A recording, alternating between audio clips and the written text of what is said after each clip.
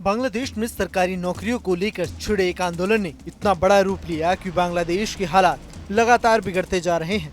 बांग्लादेश में इन दिनों माहौल तनावपूर्ण बने हुए हैं। हिंसा और आगजनी के बीच हालात ऐसे बने कि खुद प्रधानमंत्री को ही अपना देश छोड़ना पड़ा। शेख हसीना के देश छोड़ने के बाद मोहम्मद यूनुस का नाम आगे आया, जो अंतरिम सरकार के लिए मुख्य चेहरा बने।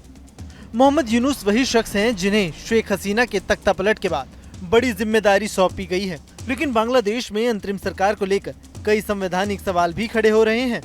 बांग्लादेश की संविधान में अंतरिम सरकार की कोई व्यवस्था नहीं है।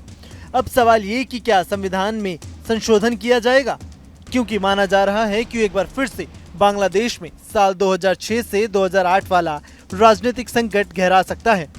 इस स्थिति में अंतरिम सरकार को चलाने के लिए सेना की मदद से अप्रत्यक्ष रूप से संचालित अंतरिम सरकार संवैधानिक रूप से निर्धारित 3 महीने की समय सीमा तक ही रह सकती है। दरअसल बांग्लादेश के कानून में ये संविधान है कि संसद भंग होने के बाद करीब 90 दिनों के अंदर ही आम चुनाव कराए जाने चाहिए। लेकिन इसमें भी बांग्लादेश के पास कुछ विकल्प मौजूद हैं, जिसमें आवश्यकता का सिद्धांत लागू हो सकता है। यानी कि बांग्लादेश में संसद भंग सामान्य स्थिति में अगर होती है तो इस स्थिति में 90 दिनों के अंदर ही चुनाव होने चाहिए। लेकिन अगर अचानक संसद भंग होती है तो इस दौरान कोई सटीक समय नहीं है, बल्कि कोर्ट के मुताबिक जल्द से जल्द नई सरकार का गठन करने के लिए चुनाव कराए जाने चाहिए। लेकिन इतना जरूरी है कि इस दौरान बांग्लादेश में स्थिति अभी भी सामान्य नहीं है। ये कहना सही नहीं होगा कि अंतरिम सरकार का गठन होने के बाद भी बांग्लादेश में तनाव कम हो। इसके लिए बांग्लादेश की अंतरिम सरकार को कड़े कदम उठाने होंगे। शेख हसीना के इस्तीफे के बाद सेना अध्यक्ष ने देश को चलाने के लिए अंतरिम सरकार के गठन की घोषणा की। बांग्लादेश में संविधान के अनुच्छेद 57 में कहा गया है कि यदि प्रधानमंत्री ने इस्तीफा दे दिया है तो कैबिनेट के दूसरे मंत्रियों, राज्य मंत्रियों और उप मंत्रियों का भी इस्तीफा माना जाएगा।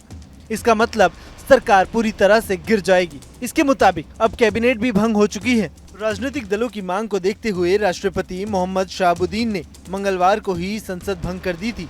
अब इसे देश में अंतरिम सरकार का गठन करना होगा। अब देश में अंतरिम सरकार का गठन है। उधर छात्र नेताओं ने सेना प्रमुख से मुलाकात करके नई सरकार के प्रारूप पर चर्चा की। काफी सोच विचार के बाद ये निर्णय लिया गया कि अंतरिम सरकार के मुख्य मोहम्मद यूनुस होंगे। अब देखना होगा कि अंतरिम सरकार के गठन होने के बाद भी बांग्लादेश का तनाव कम होता है या नहीं। Bureau report, news nation.